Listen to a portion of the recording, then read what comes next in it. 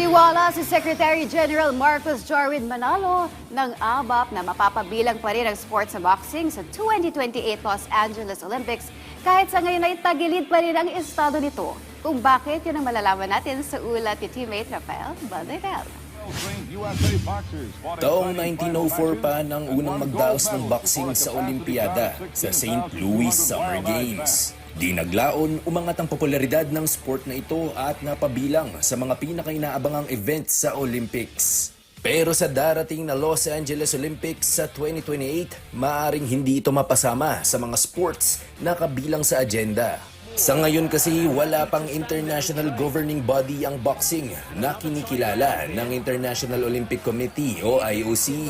Noong 2023, binawi ng IOC ang kanilang recognition para sa International Boxing Association o IBA dahil umano sa talamak na korupsyon sa naturang ahensya.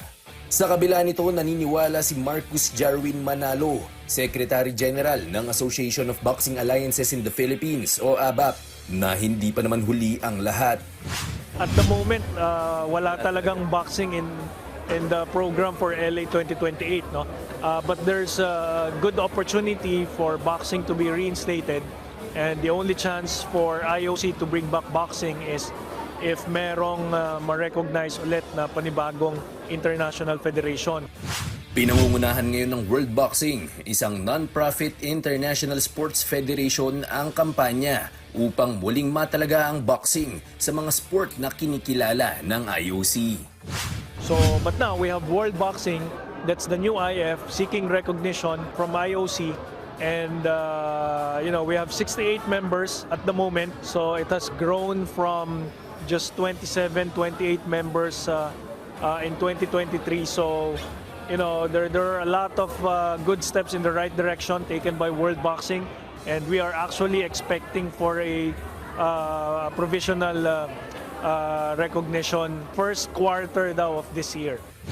Kung si two-time Olympic medalist Nesty Petesio naman ang tatanungin, wala siyang duda na mananatili ang boxing sa LA 2028. Sure na yan, bro. Sure na yan. Parang ako, sobrang 100% ako na may Olympics talaga ang boxing sa LA ko. So, ayun, kung bigyan ako ng pagkakataon, kung makapag-qualify ako doon, i-push pa natin ng i-push hanggang mauwi natin yung ginto. So, walang hinto.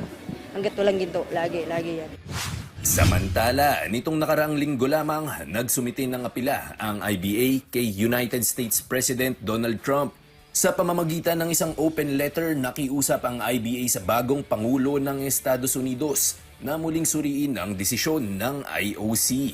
Nanghihingi rin ng tulong ang IBA kay President Trump na tulungan sila nitong mabawi ang kanilang estado bilang opisyal na tagapangalaga ng amateur boxing. Ngunit sa ngayon ay wala pang tugon ang kampo ni Pangulong Trump. Rafael Banderal para sa Atletang Pilipino, para sa Bagong Pilipinas.